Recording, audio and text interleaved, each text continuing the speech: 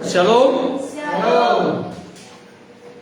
Kepada Bapak Ibu Saudara yang berkenan bergabung menyaksikan melalui siaran live, saya juga menyapa selamat menyaksikan dan mendengarkan firman Tuhan. Mari kita buka Alkitab. Pada kesempatan ini kita akan belajar satu topik firman Tuhan, yaitu Yesus menangis. Firman Tuhan kita baca dari Lukas 19 ayat 41. Saya bacakan untuk kita, demikianlah firman Tuhan. Dan ketika Yesus telah dekat dan melihat kota itu, ia menangisinya. Ada di sini kata-kata berkata Yesus menangisinya.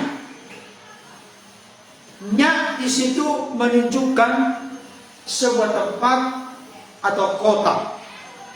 Kalau nanti kita melihat dalam konteksnya, kota yang dimaksud di sana adalah kota Yerusalem. Yesus telah dekat dan melihat kota Yerusalem. Ketika Yesus sudah dekat dan melihat kota Yerusalem, maka Yesus pun menangisi kota Yerusalem. Tentu yang dimaksudkan oleh Yesus secara lebih luas dan mendalam bukan sekedar melihat kotanya, tapi orang-orang yang ada dalam kota tersebut. Sekalipun dalam pengertian harfiah tidak lepas dari kotanya. Kita tahu bersama pusat penyembahan bangsa Israel ada di kota Yerusalem, karena di sanalah ada bait Allah atau rumah Tuhan. Yesus selama 33,5 tahun di dunia ini, atau selama 3,5 tahun pelayanan, Yesus tahu apa yang akan terjadi dengan kota Yerusalem, termasuk secara khusus dengan rumah atau bait Allah. Sejarah menunjukkan atau membuktikan pada tahun 70 Masehi ada seorang jenderal bernama Titus merobohkan dan menghancurkan bait Allah, sama seperti apa yang sudah dikatakan oleh Yesus sebelumnya. Tentu kita berpikir, kenapa sampai terjadi demikian? Bukankah Tuhan memiliki otoritas, memiliki kuasa untuk menjaga, melindungi rumah Tuhan atau bait Allah jangan sampai dirobohkan? Bukankah Tuhan Raja segala raja yang sanggup untuk menyetop, menghentikan ini? Itulah seringkali pertanyaan-pertanyaan yang muncul, bergejolak di dalam diri manusia. Tapi realita kenyataannya, bait Allah di Yerusalem diruntuhkan atau dirobohkan. Pertanyaan muncul kepada kita berikutnya, ada apa dengan semua ini? Saya mau sampaikan kepada kita saat ini, orang dunia sering berkata tidak mungkin ada asap kalau tidak ada api.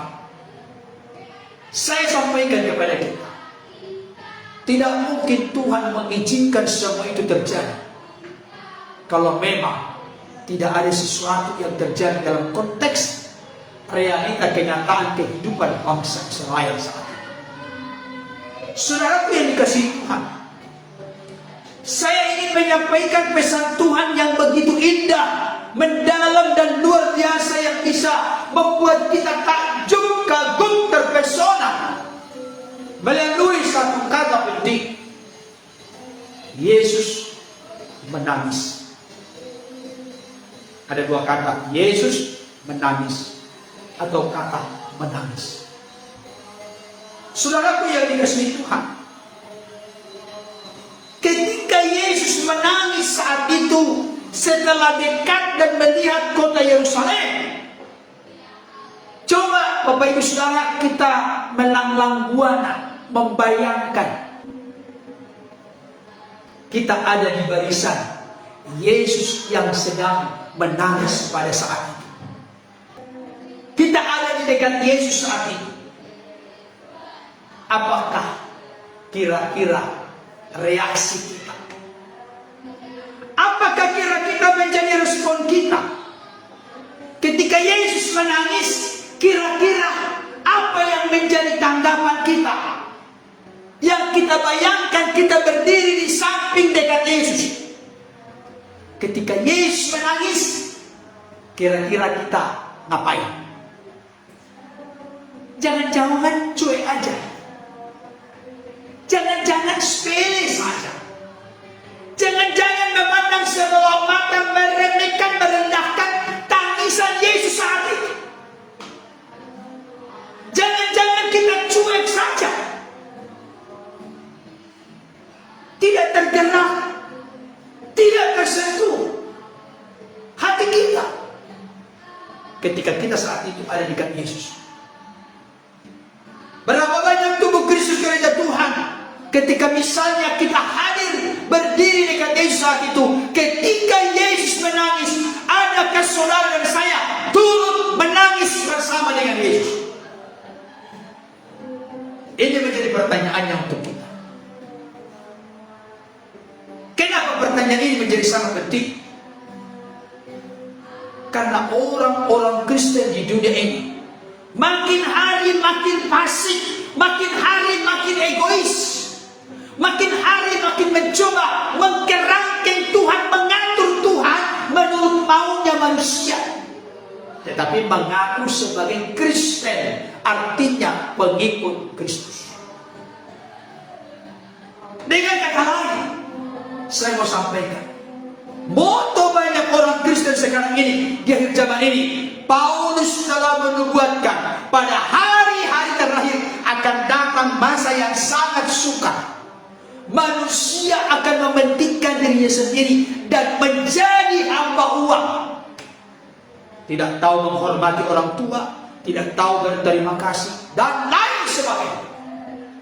Artinya, ada banyak orang Kristen sekarang ini membuat posisi Yesus, posisi Tuhan dalam hidupnya sebagai boneka, yang mana doanya hanya fokus supaya Tuhan mengikuti, menuruti maunya, keinginannya, kehendaknya sendiri, supaya Tuhan mengiyakan setiap selera dari manusia sendiri. Tetapi yang saya temukan dalam Alkitab, kalau Bapak Ibu Saudara, kita semua belajar untuk menjadi bertumbuh, makin dewasa dalam Tuhan, semakin dipulihkan, semakin diubahkan, semakin disempurnakan. Kita bukan mengarahkan Yesus menjadi serupa dengan kita. Memang Yesus telah pernah menjadi serupa dengan kita. Dia pernah turun, sang firman turun menjadi manusia, menjadi serupa dengan kita. Kecuali satu hal, yaitu dosa, demi menebus, menyelamatkan kita dari dosa, kematian kekal, dan dari jalan kuasa iblis. Tapi setelah dia sudah datang pertama, dia menjadi manusia, supaya memanusiakan manusia kita seperti gambar dalam Allah yang sebelum jatuh dalam dosa. Dan gambar Allah itu adalah Yesus Kristus sendiri. Jadi moto kita setelah Yesus datang pertama kali bukan Yesus menjadi serupa dengan kita, tetapi kita yang harus semakin menjadi serupa dengan Yesus. Itu sebabnya firman Tuhan dalam Filipi pasal 2 ayat yang kelima berkata, hendaklah kamu menaruh pikiran dan perasaan yang terdapat juga dalam Kristus. Bahasa lain praktisnya, hendaklah kita sepikiran dan seperasaan dengan Kristus. Bukan memaksa Kristus mengikuti pikiran dan perasaan kita. Saudara yang dikasihi Tuhan, saya ulangi kembali pertanyaan ini. Ketika saudara dan saya saat ini berdiri di dekat Yesus yang sedang menangis. Bagaimana kira-kira sikap kita, respon kita, tanggapan kita? Apakah kita cuek? Atau apakah kita turut juga menangis? Menangisi apa yang ditangisi oleh Yesus. Buat itu surat tersebut. Mulai hari ini Tuhan, aku dan seisi keluargaku mau menangisi apa yang ditangisi Yesus. Jangan hanya kita berkata, Tuhan tangisi dong apa yang ku tangisi. Oh, kalau itu sudah selalu Tuhan lakukan, jangankan menangisi, dia rela menyerahkan yang terbaik dari dirinya, nyawanya dia serahkan ke dalam tanganmu. Bapakku serahkan nyawa. Jangan lagi curiga. Saya mau kasih tahu, jangan lagi fokus bertanya apa yang Tuhan mau lakukan dalam hidup kita, karena rumusnya praktis. Kalau Tuhan telah memberikan yang terbaik kepada kita, sulit atau sukarkah Tuhan memberikan yang baik? Halo Bapak Ibu? Kalau Tuhan sudah berkenan memberikan yang terbaik, karena begitu besar kasih Allah akan dunia ini, sehingga Ia telah mengaruniakan anaknya yang tunggal, miliknya yang terbaik, supaya barang siapa yang percaya kepadanya tidak binasa, melainkan beroleh hidup kekal. Dalam kitab Roma disebut, jikalau Allah tidak menyayangkan anaknya yang tunggal itu kepada kita, bagaimana mungkin Allah tidak akan mengaruniakan segala sesuatu yang lain kepada kita? Tahu kalimat itu bagaimana? Kalau disimpulkan, simpelkan itu apa maksudnya? Kalau Allah sudah memberikan yang terbaik, tidak mungkin Allah tidak memberikan yang baik. Itu maksudnya. Kalau kita ini sering memberi kepada orang yang kurang baik, ada yang kurang baik, ada yang baik, tapi diumpetinya yang terbaik. Itu manusia. Saudara dikasih Tuhan, saya sedang merenung dan berpikir ketika Yesus menangisi kota Yerusalem saat itu, kurang lebih 2000 tahun yang lalu. Kira-kira Petrus, Yakobus, Yohanes, kira-kira bagaimana posisi mereka? Kan biasanya murid-murid ini selalu melekat datang dekat dengan Yesus. Kemana Yesus pergi, maka murid-muridnya selalu serombongan dengan dia.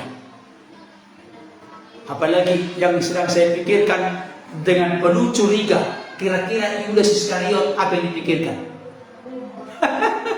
Yang akhirnya nanti mengkhianati Yesus. Jangan-jangan sama sekali tak klop begitu.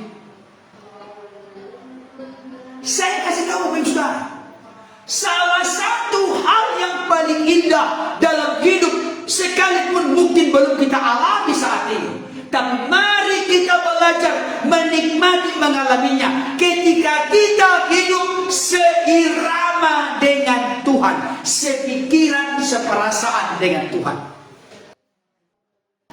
Dengarkan baik Bapak Saudara, kalau orang-orang Kristen sudah bisa hidup seirama dengan Tuhan, sepikiran, seperasaan dengan Tuhan, saya kasih tahu, orang itu pasti hidup dalam ketaatan, hidup dalam kasih, hidup dalam kekudusan, hidup dalam perkenanan Tuhan. Setuju Pak? Setuju. Kalau sepikiran, seperasaan dengan Tuhan, oh kalau aku menyontek, kira-kira perasaan Tuhan bagaimana? Anakku, tidak pantas itu, kau kan anakku, gitu kan? Roh Kudus langsung bergejolak dalam hati kita, jangan gitu. Tapi kalau orang Kristen sudah bebas, mau dosa, mau halal, mau haram, mau apa, nggak peduli, yang penting dapat. Itu sering kali terjadi. Saudara dikasih Tuhan, Yesus, perhatikan baik kalimat ini, tolong diperhatikan baik. Yesus menangis bukan terkait dengan dirinya. Nangkep kalimat ini. Yesus menangis bukan terkait dengan dirinya.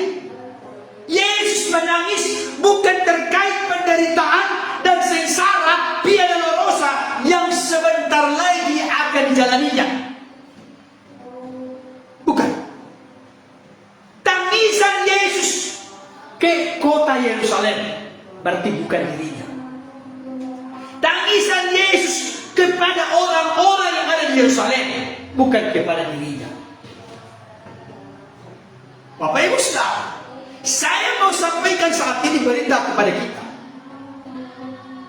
Kalau saudara dan saya, kita semua mencontoh, meneladani kehidupan Yesus. Yesus itu selalu dalam segenap hidupnya bagaimana berguna, bermanfaat bagi orang-orang lain.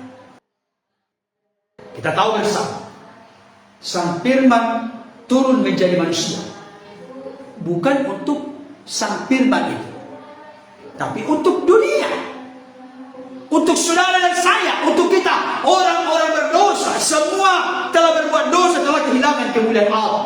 Yang sebenarnya upah dosa adalah maut, tapi lewat kedatangannya kita diberikan peluang, pintu, kesempatan memperoleh dan menikmati hidup yang kekal, surga yang pasti, bukan mudah-mudahan.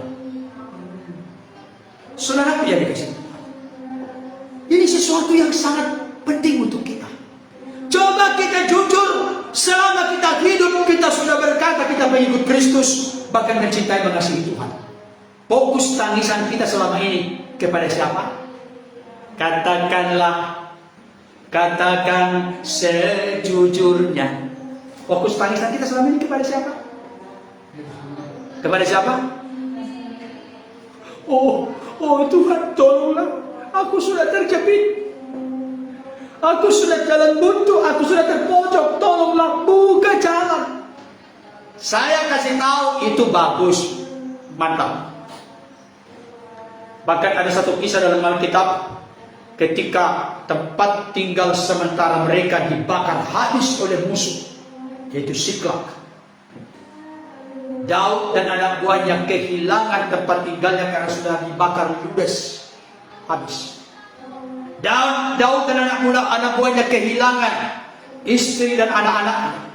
Daud dan anak buahnya kehilangan harta bendanya karena sudah diangkut dan ditawan oleh musuh.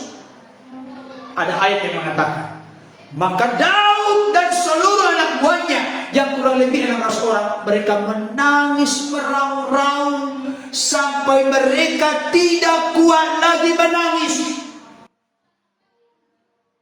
Ada di sini Bapak Ibu Saudara yang pernah menangis sampai tidak kuat lagi menangis? Ada? Saking pergumulannya begitu berat dan besar, menangis. Tapi terkait dengan apa? Pergumulannya, dirinya, kesulitannya. Saya kasih tahu, tidak ada yang salah kita menangisi kalau kita diperhadapkan dengan pergumulan, persoalan yang begitu berat dan besar. Kesulitan, kesakitan kehidupan, kita menangis kepada Tuhan. Sama seperti Ibu Hana yang selalu dikina, direndahkan, dikata-katai oleh majunya Penina. Karena dia mandul, tidak punya anak. Dia tumpahkan keluh kesahnya, dia menangis kepada Tuhan, dia curahkan isi hatinya kepada Tuhan untuk meminta seorang anak, maka lahirlah Samuel. Tidak ada yang salah. Tapi saya mau kasih tahu, mari kita buka pikiran dan hati kita semua. Kebenaran firman Tuhan saat ini mau membuka kita semua bahwa Yesus menangis bukan untuk dirinya, bukan untuk penderitaan Via Dolorosa, salib Kristus yang akan dialaminya di Bukit Golgota. Nantinya dia menangis karena dia melihat kota Yerusalem. Dia tahu ke depan akan dihancurkan. Satu batu pun tidak ada yang bertindih dengan batu yang lain, karena diratakan oleh musuh sedemikian rupa. Yang ditangisi adalah sesuatu yang ada di luar dirinya. Bagaimana dengan kita? Apa yang kita tangisi selama ini? Maukah kita coba merobohkan tembok-tembok pembatas di mana kita hanya fokus kepada diri kita, suami kita, istri kita, anak-anak kita, keluarga kita? Seringkali Tuhan itu bekerja dengan cara yang ajaib, Bapak Ibu Saudara. Ketika kita fokus mengurusi urusan Tuhan, maka Tuhan akan bertindak mengurusi urusan kita. Amin kan? Saya sudah pernah menyaksikan di sini. Saya berdiskusi panjang lebar dengan seorang evangelis itu penginjil. Saya temui dia. Kebetulan ibu, sudah lama vakum tidak pelayanan. Kenapa? Jawabannya tahu. Ini dia penginjil, udah hamba Tuhan. Dia jawab, tahu jawabannya. Pak Pendeta, saya sudah punya prinsip dan motto dalam hidup. Apa itu saya bilang? Tunggu dululah Pak Pendeta. Selesai pergumulan, persoalan, kesulitan, masalah dalam keluargamu. Barulah aku nanti melayani.